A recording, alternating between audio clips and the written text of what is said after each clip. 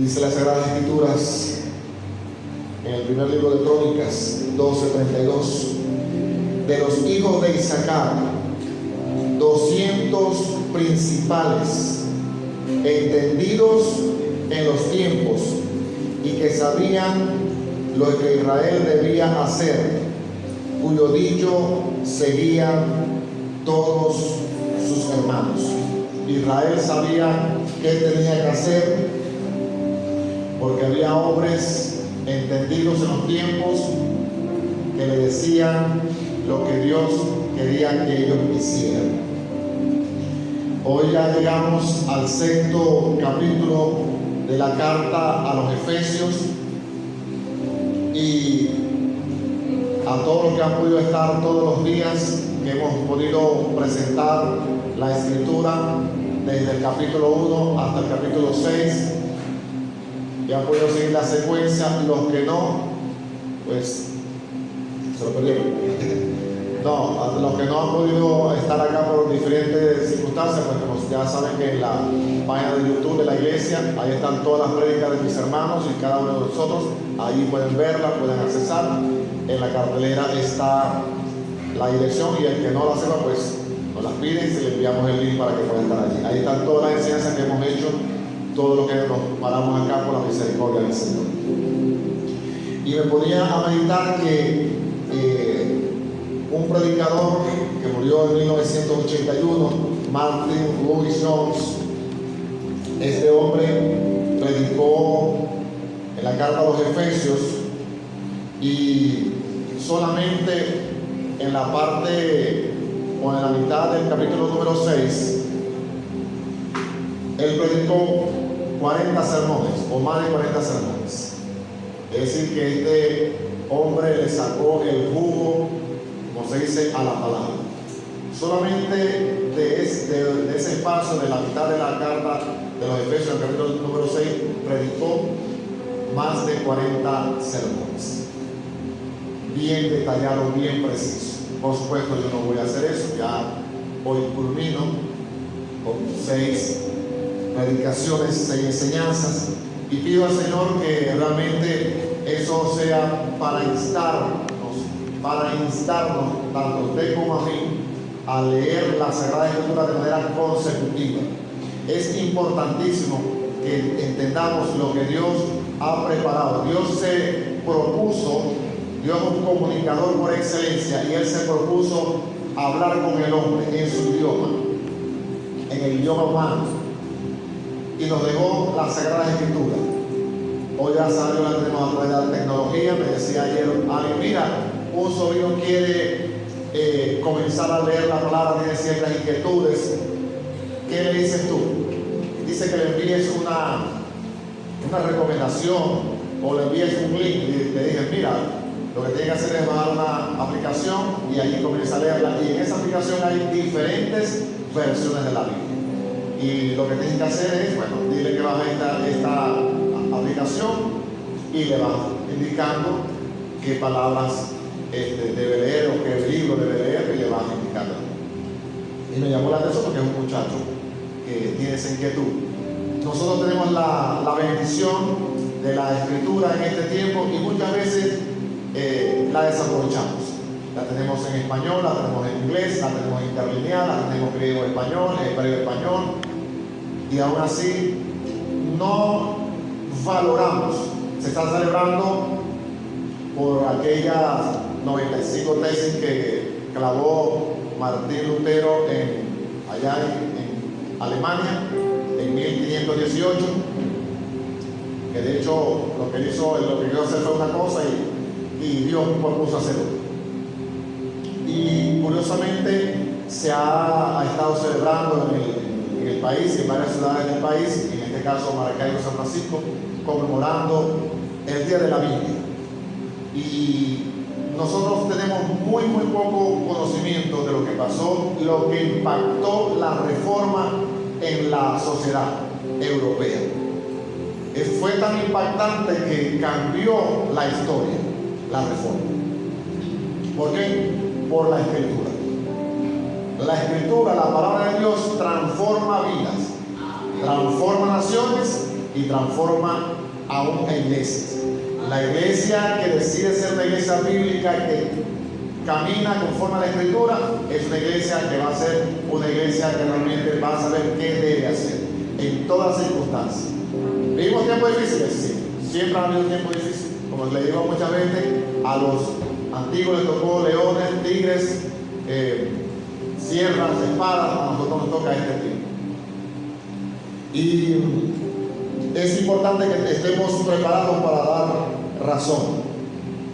En el capítulo, como le decía, en la carta a los Efesios, el apóstol le comienza hablando de varias cosas. Lo primero que hace es sembrar la escritura de manera clara para darle una base firme a los Efesios. Recuerden que eso hace 2000 años atrás.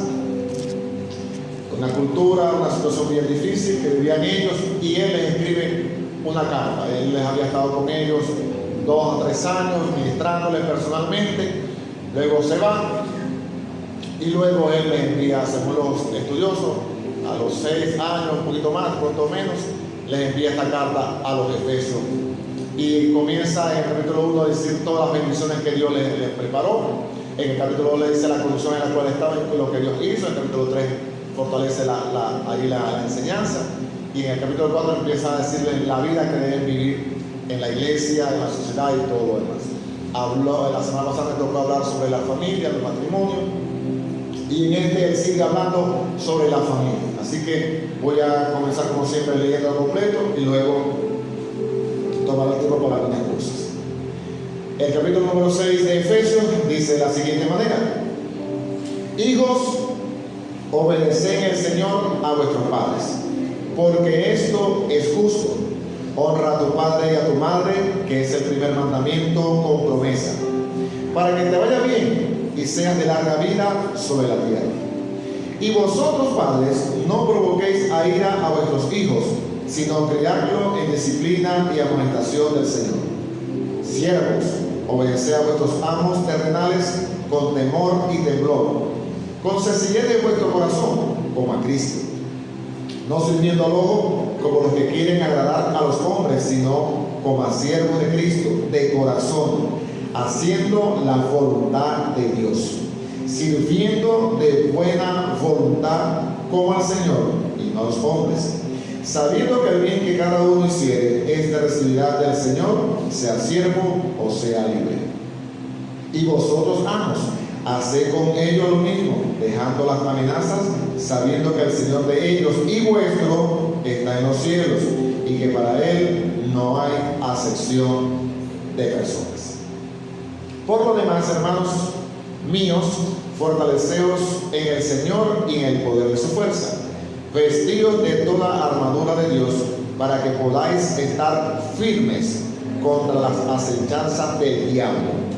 Porque no tenemos lucha contra sangre y carne, sino contra principados, contra potestades, contra gobernadores de las tinieblas de este siglo, contra huestes espirituales de maldad en las regiones celestes. Por tanto, tomad toda la armadura de Dios, para que podáis resistir en el día malo, y habiendo acabado todo, estar firmes. Estad pues firmes, ceñidos vuestros lomos con la verdad, y vestidos con la coraza de justicia, y calzados los pies con el apresto del evangelio de la paz. Sobre todo, tomad el escudo de la fe, con que podáis apagar todos los dardos de fuego del maligno, y tomad el yelmo de la salvación, y la espada del Espíritu, que es la palabra de Dios, orando en todo tiempo con toda oración y súplica en el Espíritu, y velando en ello con toda perseverancia y súplica por todos los santos, y por mí, a fin de que al abrir mi boca me sea dada palabra para dar a conocer con denuedo el misterio del Evangelio, por el cual soy embajador en cadenas, que con todo denuedo hable de él como debo hablar, para que también vosotros sepáis mis asuntos, y lo que hago todos los harán saber Tíquico, hermano y amado fiel ministro en el Señor, el cual envié a vosotros para esto mismo, para que sepáis lo tocante a nosotros, y que consuele vuestros corazones.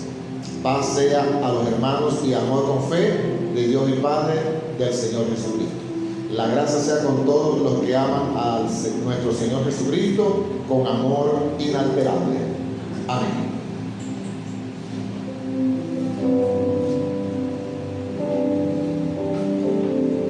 Padre, en esta hora te pedimos tu ayuda, que tu Espíritu Santo pueda ministrar a nuestros corazones, pueda enseñarnos, tengamos un espíritu enseñable, Señor, que tú nos hables conforme al propósito eterno que te has propuesto hoy, Señor, en cada uno de los que estamos en este lugar.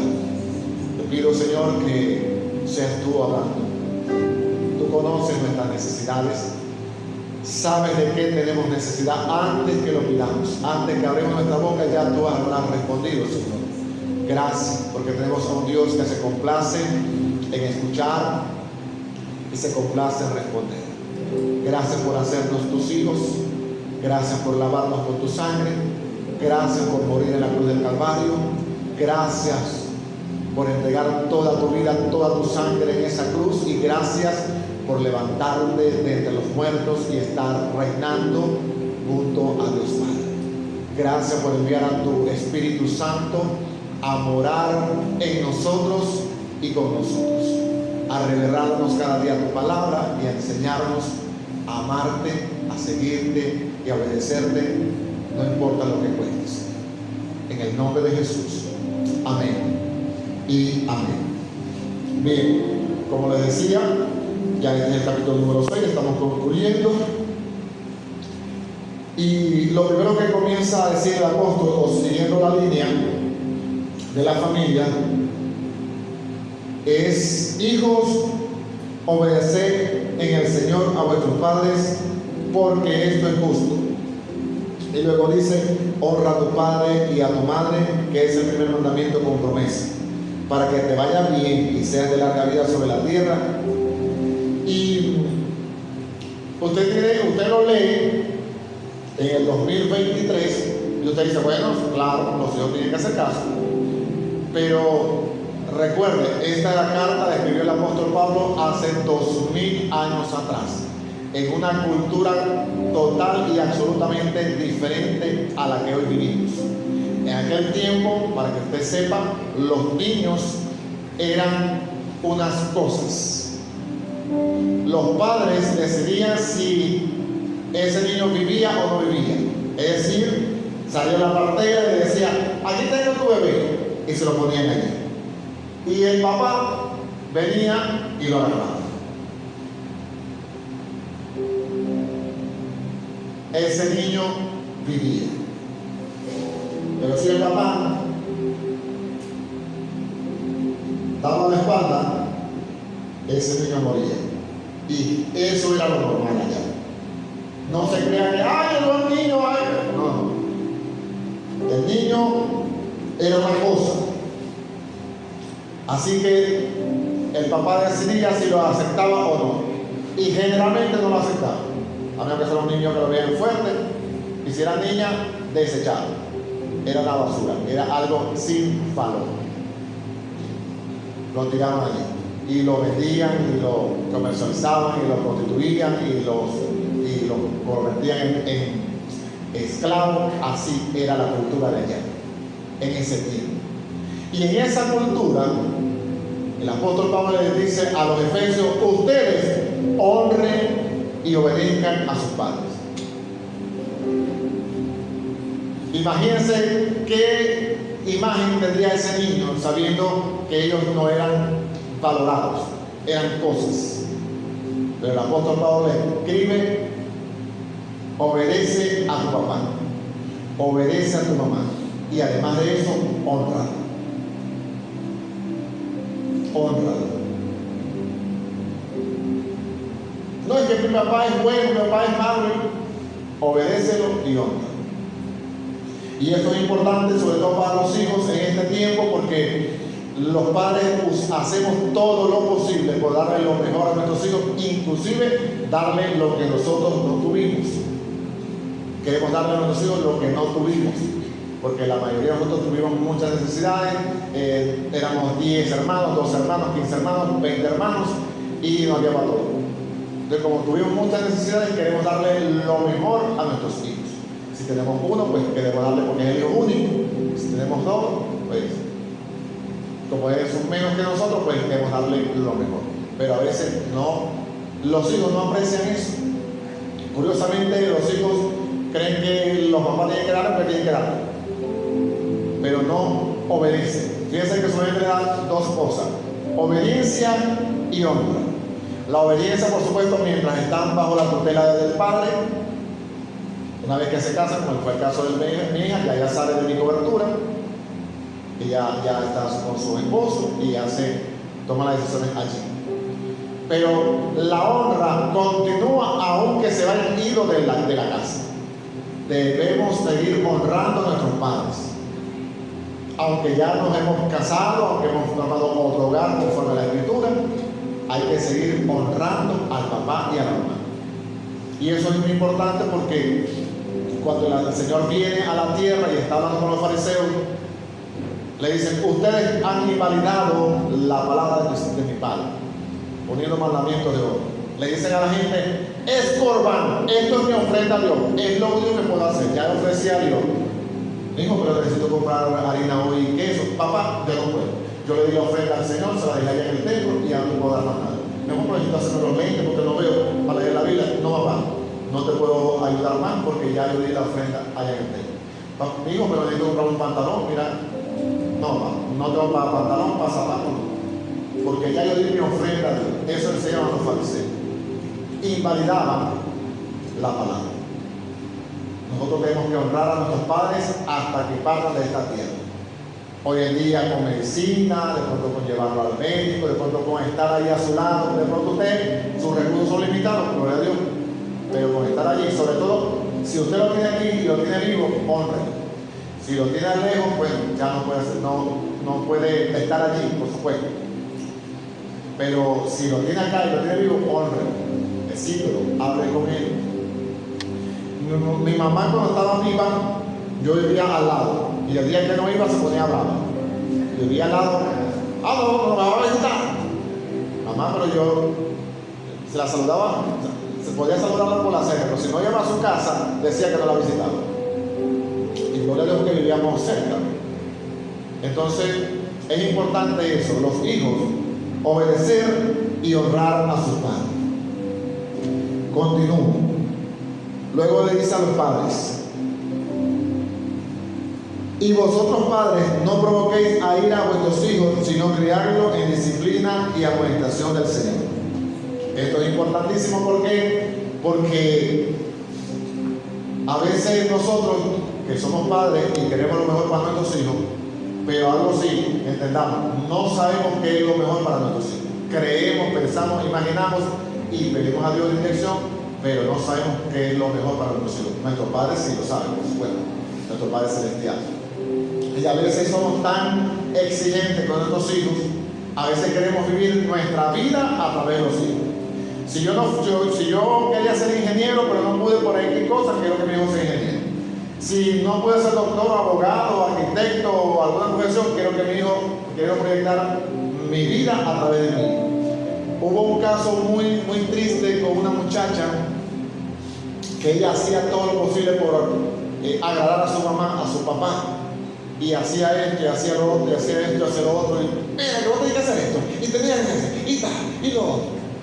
Y fue tanta la presión que al final se quitó la vida. Pero antes de quitarse la vida, dejó una nota donde decía: nunca pude agradar a mi padre, y siempre era sobresaliente, era de las mejores alumnas. Sin embargo, era tan exigente, lo que le hacían a ella era tanta la exigencia que ya no pudo más y explotó, y lamentablemente colapsó su vida. Dice aquí: no lo provoquen a ira. Pero hay algo muy importante: no lo vamos a provocar a ira, pero no podemos dejarlo sin disciplina y sin amonestación, porque dice: criarlo en disciplina y amonestación, que ese es el otro balance. Porque mira todo eso, está dejando, mira todo eso, no dejando, no le digas nada, no le digas nada. Entonces tenéis un niño malcriado, y la Sagrada Escritura dice El niño malcriado es avergüenza de su padre y de su madre. En el tiempo de la ley, eso no nos gusta mucho escucharlo, pero eso está escrito.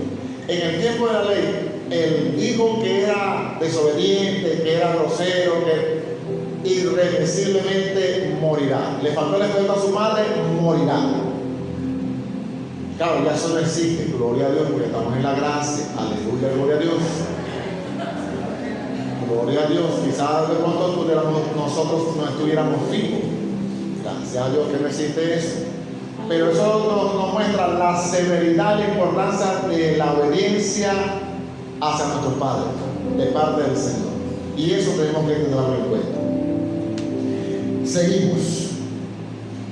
Luego dice algo bien interesante: siervo, obedeced a vuestros amos terrenales con temor y temblor, con sencillez de vuestro corazón, como a Cristo.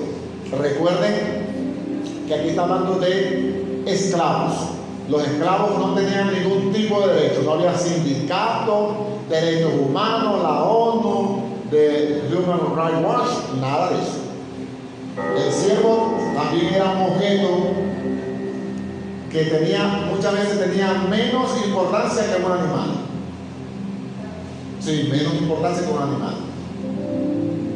Había caso de que a un emperador venía el siervo y le mandó una mascota y mandó a matar al esclavo. ¿Por qué? Porque accidentalmente le mató la mascota. O le tumbó un florero.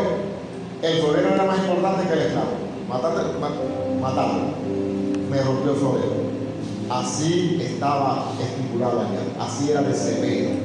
No tenía valor. Y el apóstol Pablo escribe: siervos, obedezcan a sus amos. A ese, sí, obedezcan como al Señor.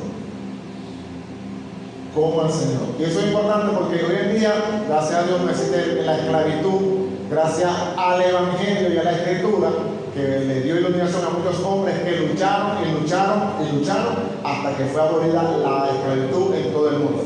Los hombres cristianos fueron los que provocaron y ayudaron para que la esclavitud en el mundo fuera totalmente erradicada, para que usted lo sepa. Hombres cristianos. Y los siervos, los esclavos de ese tiempo, eran maltratados. En este tiempo hay empleados, hay obreros. ¿Qué nos dice esto? A nosotros, que nosotros debemos ser obedientes a nuestros empleadores, a nuestros jefes. Debemos honrarlos, debemos bendecirlos, debemos ser los mejores trabajadores.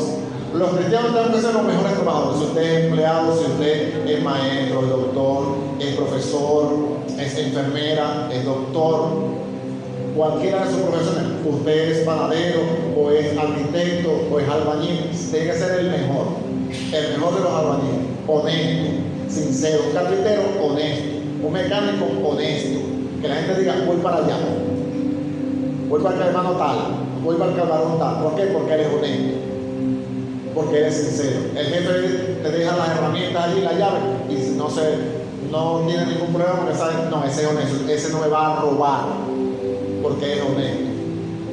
Eso es importante, y eso es posible, y eso tenemos que hacerlo.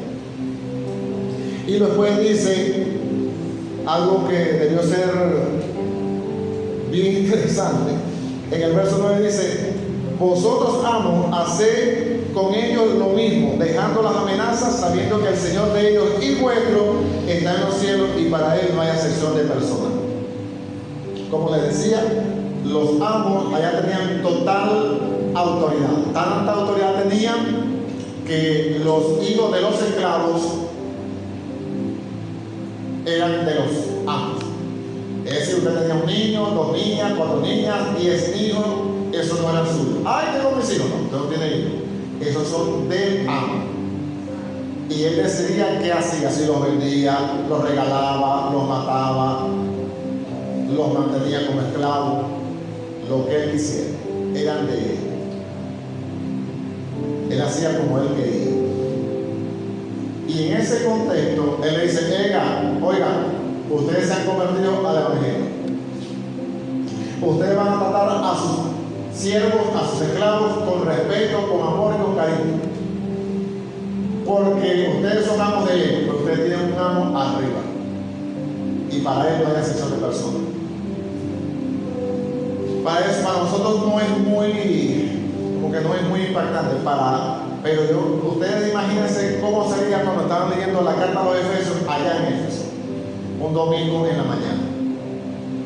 Cuando estaban los jefes allá, bien pulidos, bien bonitos, allí los esclavos, y le dicen a ellos, ustedes son igual que ellos. ¿Cómo es la cosa? Que yo, que soy el dueño de todo esto, el dueño y Señor que decido cómo son las cosas aquí, soy igual que ese esclavo, sí. Igualito. Ante Dios eres igualito. Y eso es importante porque hoy en día hay gente que tiene empresa, que tiene negocios, gloria a Dios por eso, y ojalá que haya más empresarios en esta iglesia, pero eso sí, empresarios honestos, empresarios que aman al Señor, empresarios que son dadivosos, que tratan bien a sus trabajadores, que quieren que sus trabajadores vivan bien, que ganen bien, porque ellos ganan bien y ellos quieren que sus empleados también ganen bien. Una vez leí la historia de un hombre rico, no es cristiano por cierto, y él se estaba echando números y él dijo, vete, yo sé que no cobre, ya sé lo que voy a hacer. Le habló con el contador y le dijo, chicos, quiero repartir los cobres estos en la empresa con mis trabajadores para que ellos ganen buen dinero. Bueno, si es así, tiene que ganar tiene que poner un sueldo de $750,000. Las millones que tengo, tiene que repartir. Bueno, voy a repartir, y así fue. Y empezó a dar su dinero, y la gente empezó a ver en la cuenta. La gente me llegó un mensaje, tantos miles de dólares. Y la gente empezó a llegar y a mirar. Sí, el dueño de la empresa dijo que hay que distribuir el dinero. Ustedes van a recibir bonificaciones mensualmente hasta que lleguen a ganar al año $750,000 igual que él. Y toda la gente se asombró. Y la gente empezó a planificar. Bueno, ahora me voy a casar, ahora voy a comprar un carrito, ahora vamos a tener otro muchacho, ahora voy a estudiar. Gracias al jefe que tiene un buen corazón. Y el hombre andaba en un carro llevado. Y la gente dijo, no, nuestro jefe no puede tener un carro ya bien. Compraron un carro y le regalaron un carro a su hijo, con el dinero que él le había dado. Y eso me llamó la atención porque el hombre ni siquiera conoce al Señor. Y aquí son amos que conocen al Señor, es decir, empresarios, dueños de empresas, de negocios que deben ser amorosos, dadivosos. Si hay algo que ama al Señor es el ser dadivoso.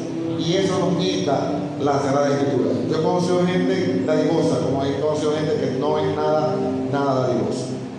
Y ya el apóstol Pablo comienza aquí a decir algo bien interesante. Por lo demás, hermanos míos, fortaleceos en el Señor y en el poder de su fuerza, vestidos de toda la armadura de Dios para que podáis estar firmes contra las acechanzas del diablo.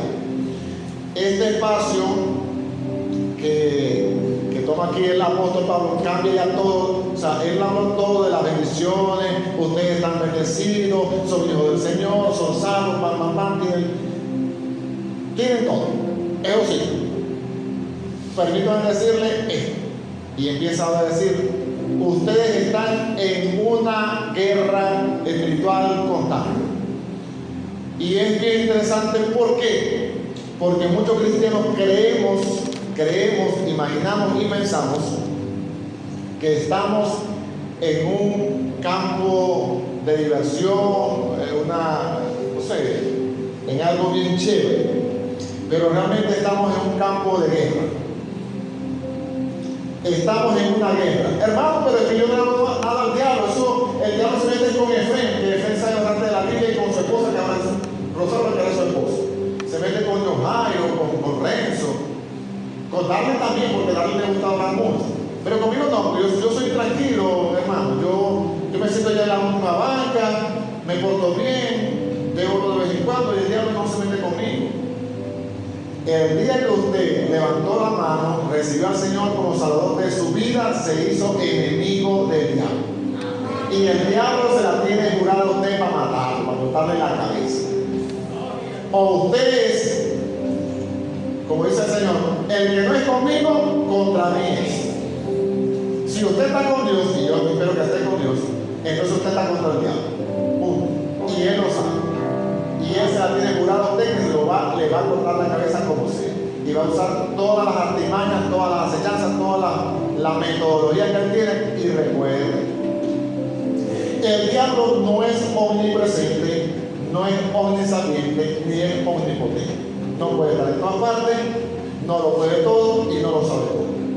Pero sí, es un enemigo poderoso, tiene poder. Sobre todo que es mañoso. Tiene muchas artimañas. Y la Biblia nos dice: no ignoramos sus maquinaciones. No debemos ignorar sus maquinaciones. Ahora, no significa que usted le va a echar la culpa a todo el diablo. Esa es otra cosa. Si usted se llama con su esposa, con su esposo, con su novio, con su vecino, no, ese es el diablo. ¿Cómo es que usted está aplicando la palabra en su vida? Y eso es lo que el diablo quiere, que usted piensa. Veía en una película que decía: el mayor logro del diablo es hacerle creer a la gente que él no existe. El mayor logro del diablo es hacerle creer a la gente que él no existe. Y si existe y es real. Para que usted sepa, no tiene cacho, no tiene rabo, no está pintado de rojo, ni tiene un tridente. No. Olvídese de eso. Eso es la marca del diablito Wunderwood. Olvídese que el diablo es así.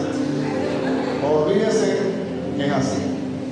Si usted no sabe por qué se ve así o por qué lo quitan así, simplemente es porque nuestros padres de la iglesia creían que el diablo era tan tonto, tan estúpido, que debían buscar una forma de burlarse de él, porque él había sido vencido por Jesús. Así que lo pintaron así de rojo. Por eso usted lo ve así de rojo, porque ellos decían: el diablo no puede con nosotros, así que vamos a burlarnos del diablo. Y ustedes crearon esa caricatura del diablo. Pero ellos estaban conscientes de que ese ser espiritual era real. Recuerde eso. Y usted y yo también tenemos que dar cuenta de que él es real. Y entonces comienza diciendo algo bien interesante. Dice: vestidos con toda la armadura de Dios para que podáis resistir en el día firme, para estar firmes contra las acechanzas del diablo. Acechanzas, metodologías, mañas, como usted quiera llamarle a eso.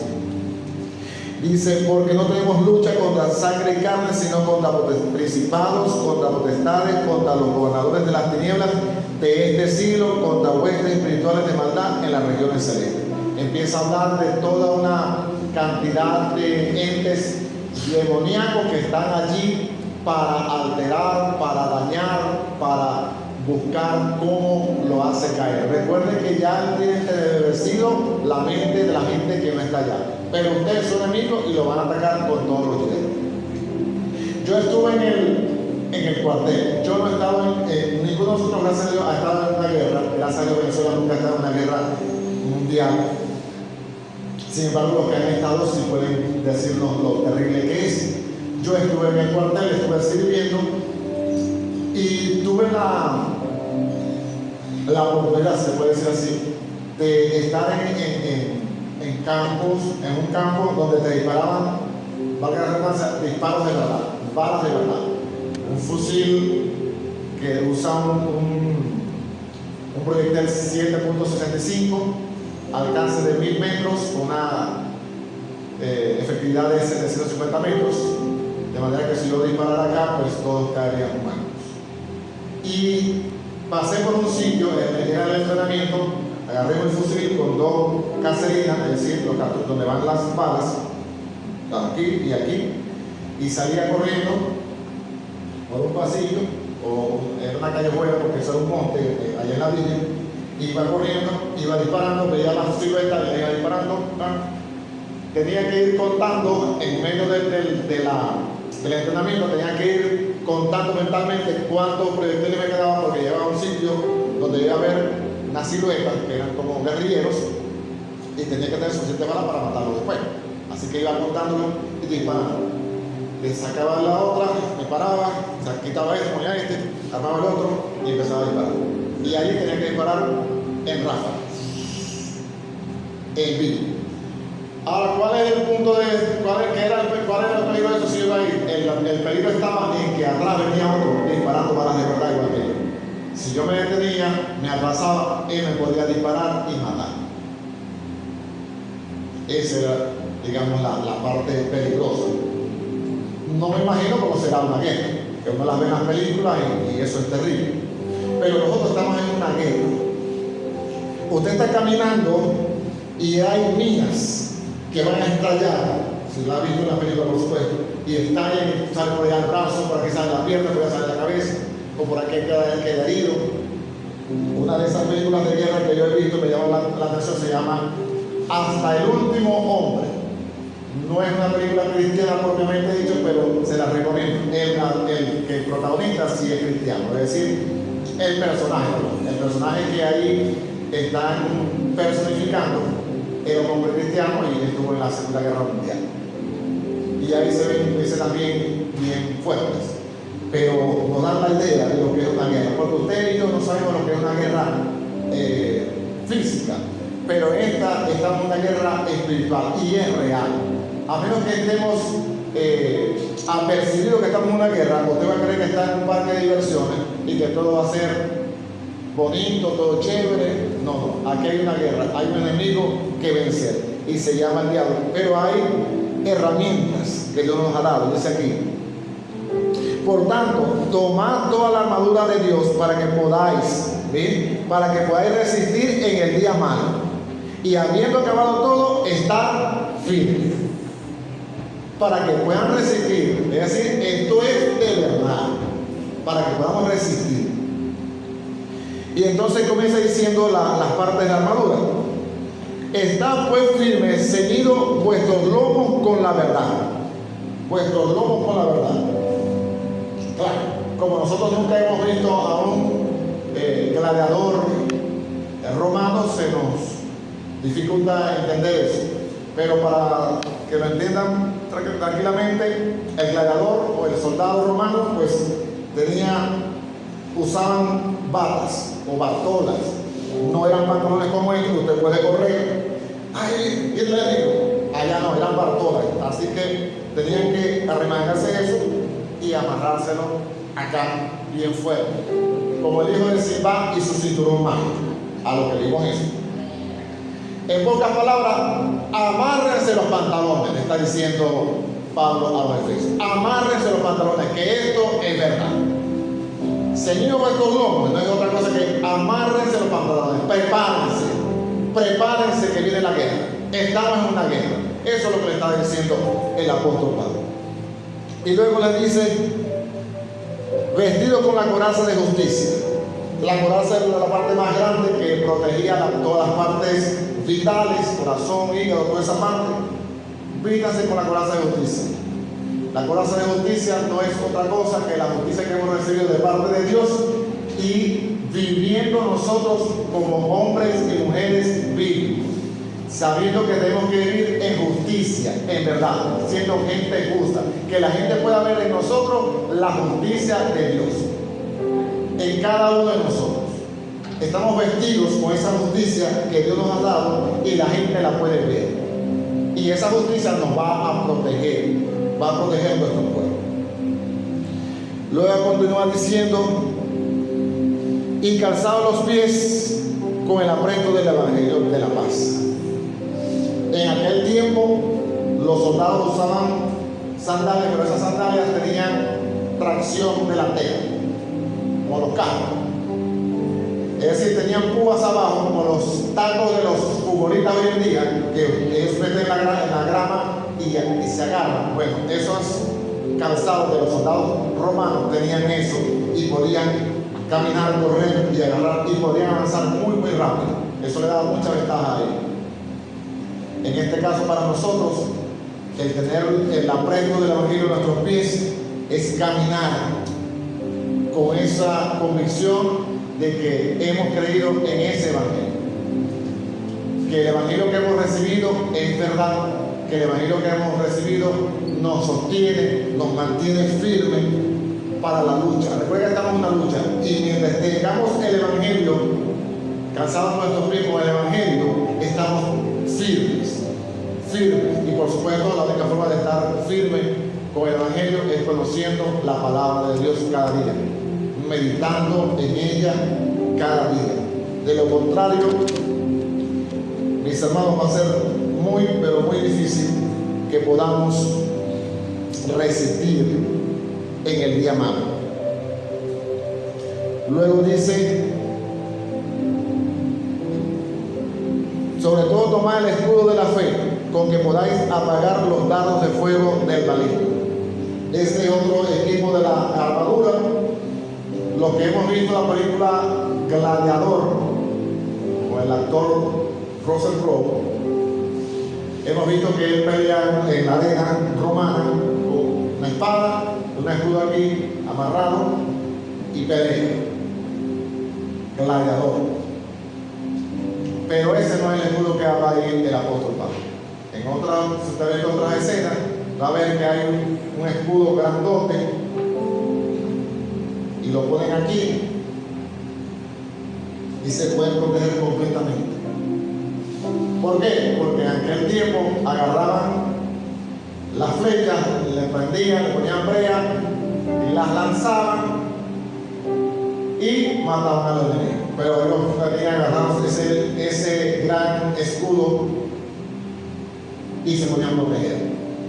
Se han visto en las películas, por supuesto. Y ese escudo grandote, porque era grande, que era como las puertas que tenemos por allá, la puerta blanca que dice puerta del cielo, era bien grande ese escudo.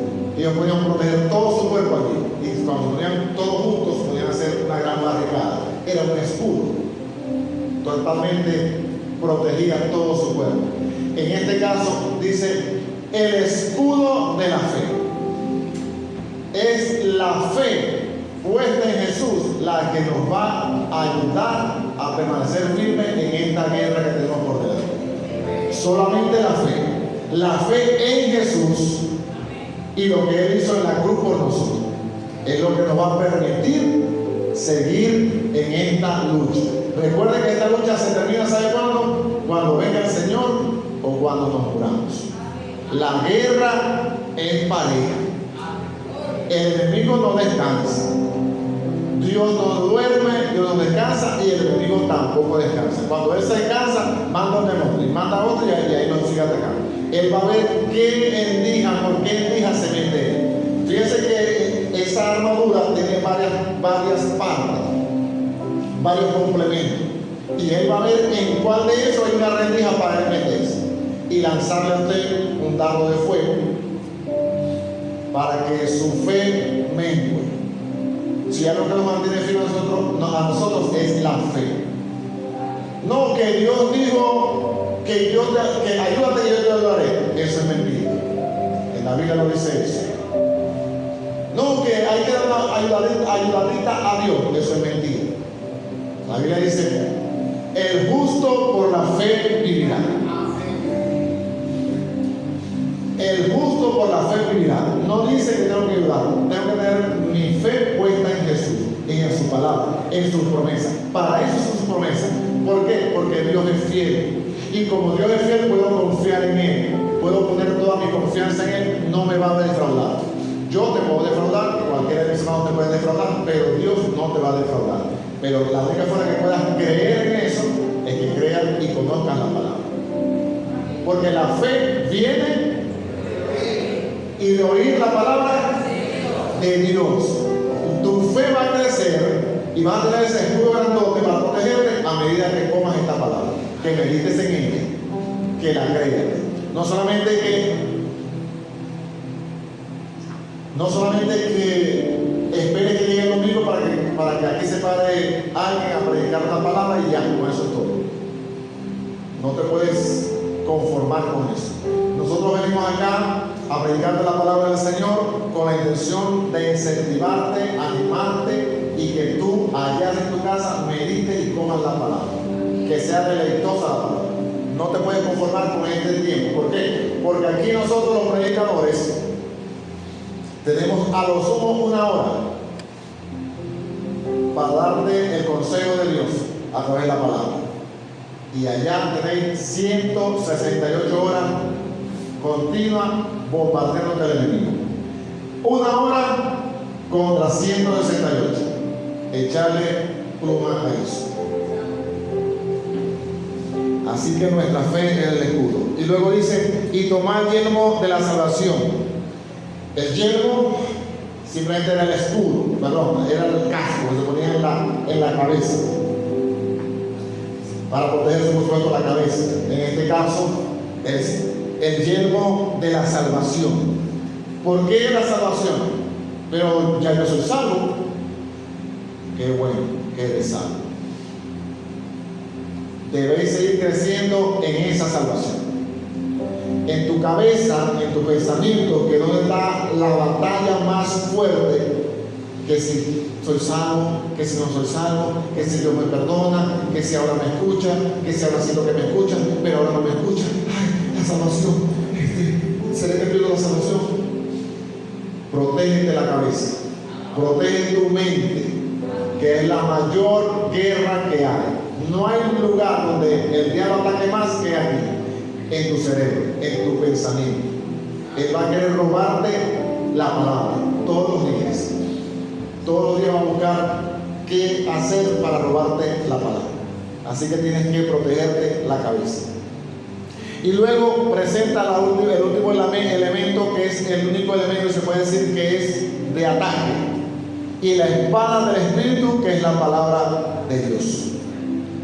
Esta palabra que Dios nos ha dado, con esa atacamos al enemigo, porque con esa atacó el Señor. Escrito está. Si usted ve, el diablo está tan endemoniado, que se atreve a presentarse al Señor y le dice, si tú eres el Hijo de Dios, dile a estas piedras que se conviertan en pan. El diablo no sabía que era el Hijo de Dios, sí sabía.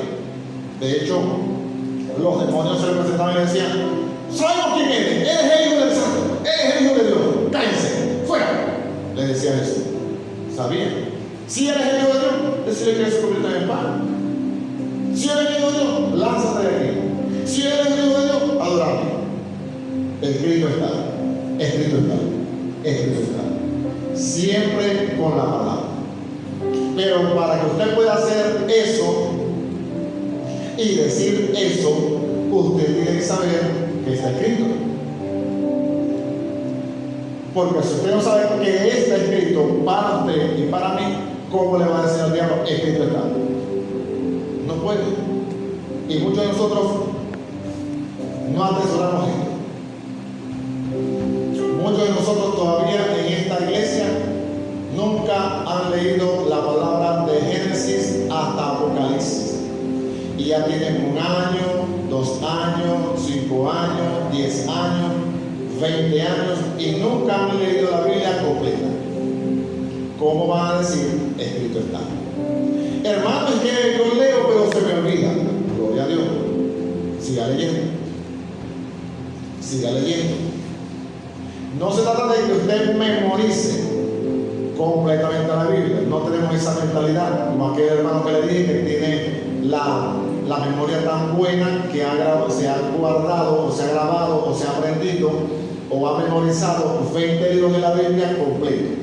De los 66 se sabe 20 de memoria. Gloria a Dios por eso. Usted y yo no tenemos esa memoria, llegamos tarde. Pero sí podemos leerla. ¿Por qué? Porque eso dice la Escritura. Nunca se apartará de tu boca este libro de la ley, sino que de día y de noche meditarás en él, para que guardes y hagas todo lo que en él está escrito, porque entonces harás prosperar tu camino y algunas cosas se saldrán bien.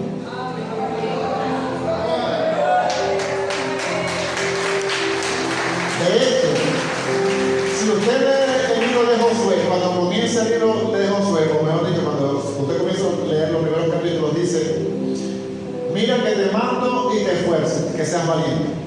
Y usted puede decirme, claro que tiene que estar Josué Monca con la espada allí porque va a atacar a los fereceos, a los herceos, a los fereceos y a todos los feos. Entonces, como él va a atacar a todos los feos, tendría que ser fuerte y valiente. Pero no. Dios le dice, sé valiente para poner en práctica mi palabra. Toda la palabra que te dio mi siervo Moisés. La valentía la necesita usted y yo para poner en práctica esta palabra. No era para pelear allá con los fariseos, porque al final, ¿quién nos decía? No era el Señor. Ellos mismos le dijeron, tú, Señor, los entregaste en nuestras manos. Él decía, yo pelearé con ustedes. Eso estaba ganando. El mismo Caleb y Josué dijeron, los tragaremos como pan. El Señor nos las va a entregar. La valentía no era para pelear contra esos enemigos físicos que había allá, ¿no? La valentía era y es para poner en práctica la palabra de Dios, sobre todo hoy en día. Para que nuestra vida sea... Hay una expresión que se usaba mucho y casi no se usa, que es: la Biblia es la regla de fe y conducta del cristiano. ¿Cuántos la han escuchado esa expresión? ¿Cuántas han escuchado esa expresión? La Biblia es la regla de conducta del cristiano, de fe y conducta. ¿Sí la han escuchado? Gloria a Dios, qué bueno. Hoy casi no se usa esa palabra. ¿Por qué? Porque si la Biblia fuera la regla de fe y conducta del cristiano, significa que todo lo que yo hago, todo lo que yo digo, todo lo que yo me muevo es conforme a lo que está escrito. Y muchas veces ni tomamos en cuenta la decisión que tomamos, ni por ahí está Dios. Y la palabra mía. Me voy de aquí, me voy para tal parte, voy a casarme, me hice novio con fulano, y oraste a Dios, le preguntaste a Dios que dice, no. Ella me gusta, ella es bonita, él es bonito, él es fuerte, con eso es suficiente. Y Dios, no, Dios que espera. Después le invitamos a la boda y después lo sacamos otra